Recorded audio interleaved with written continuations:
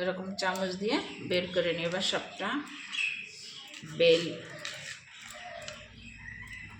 বেলের শরবত।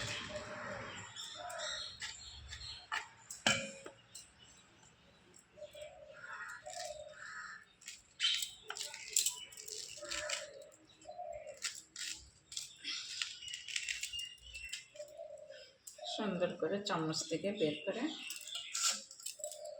তারপরে একদম গাঢ় করে, আর এখানে আমি দুধ বসিয়েছি। আধা লিটার দুধকে 1 পোয়া করবা, একদম গাঢ় করে ফেলবে, তারপরে শরবতের ভিতরে দেবা।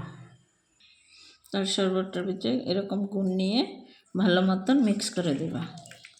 দেখেছ, গুড়টা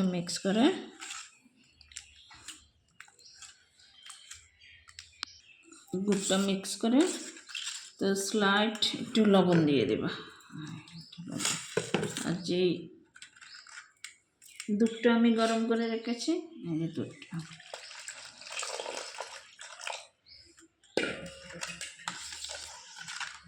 দেখো কত সুন্দর কালার হয়েছে। আমার শরবত রেডি হয়ে গেছে, বেলের শরবত। দেখো কালার কত সুন্দর হয়েছে।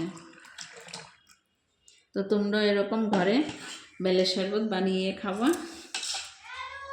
রাধে রাধে।